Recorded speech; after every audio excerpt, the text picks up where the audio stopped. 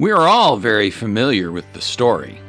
Unless you accept Jesus as your Lord and Savior, God, who supposedly loves unconditionally yet requires reconciliation with humanity, will cast you into the fiery lakes of hell, a place where you are guaranteed to suffer for all eternity. Fortunately, this ancient tale has no basis in spiritual truth nor reality and is pure bunk. In order to be saved, one must be in peril. However, when all things are connected and thus one, well, one cannot be divided from itself. So where does this notion of needing to be saved really come from?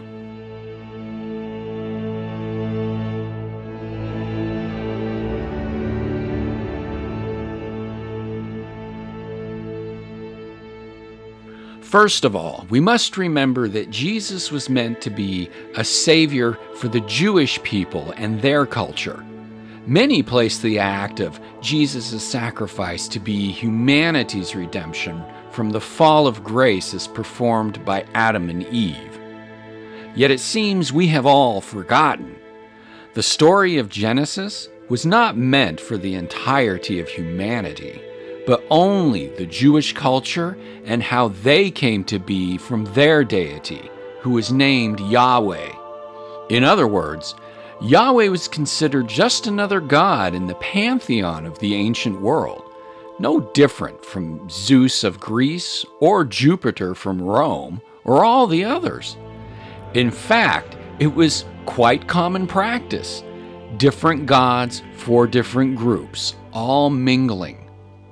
And we see this borne out in Genesis itself, in chapter 4, when Adam and Eve's son, Cain, went out of Eden and settled into the land of Nod, where he married and bore a son named Enoch. So, where did Cain's wife and her people come from? Clearly not from Adam and Eve. No, they would have belonged to a different sect, and most probably worshiping a different god, which would totally have been expected back in that period of history in that part of the world. Therefore, Jesus' sacrifice was never meant to be for all humanity, but only for the Jews. Unfortunately, the mainstream Jews at the time weren't having it. Only later, when the Christian church came into power under the sponsorship of a dictatorial and murderous filicidal emperor king named Constantine, did the thrust of savior for all humanity move into overdrive. So back to my original question. Where did this notion of needing to be saved really come from, especially if you weren't Jewish? Why was this notion so easily acceptable by the masses and the ideas of Christianity given power to overrun the West? The answer is actually quite simple, and Constantine clearly understood it. He was no fool.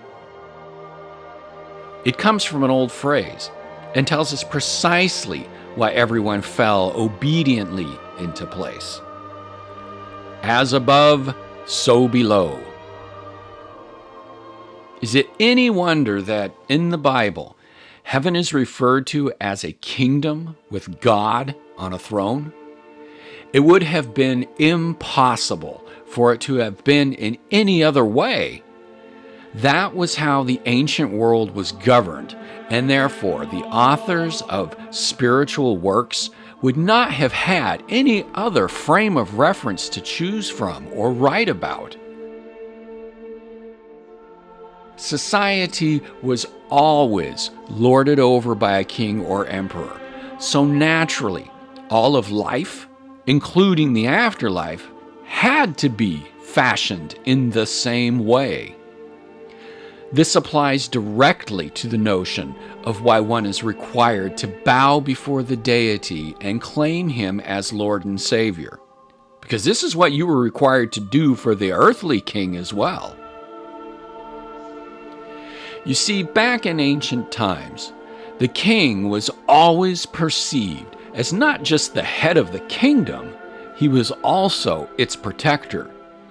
And in order for him to be your savior, you had to claim fealty to him. Your safety, your rights, your very way of life depended on it. For if you were a good subject, if you truly bowed to the king as your Lord, he would protect you from those evil forces outside the kingdom's boundaries, forces which were always vying to invade, destroy, and kill. It was a natural, psychological framework for living life back in the times of kings and emperors.